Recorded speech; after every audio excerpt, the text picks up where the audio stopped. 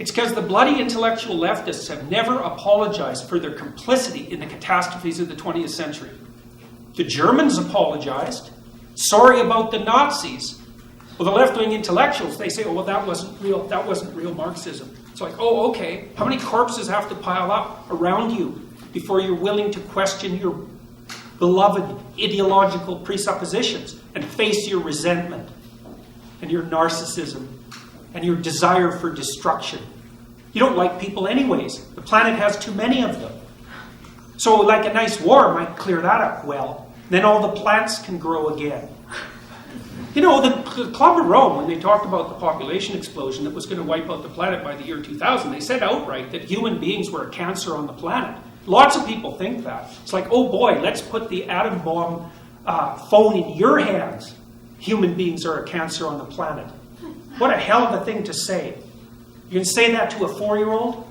I saw a bloody professor at Queen's University tell a whole room full of 18-year-olds that if they had an ethical fiber in their body, they wouldn't have any kids. Or they'd only have one. Because all they're doing is going out there and raping the planet.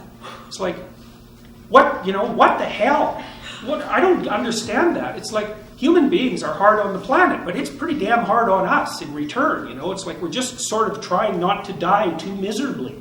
And we make a bit of a mess while doing it. It's like, yeah, Christ, we've only known for 50 years that we were disrupting the oceans. How fast do you think we can learn? 100 years ago, Thomas Huxley, who was a great biologist, said the oceans are so plentiful that there's not a chance we could ever put a dent in them.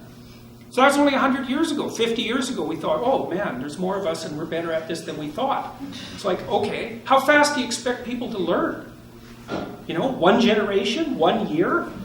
We're trying to do our best. Most people are trying to do their best. And some people are trying to do their worst, but most people are trying to do their best.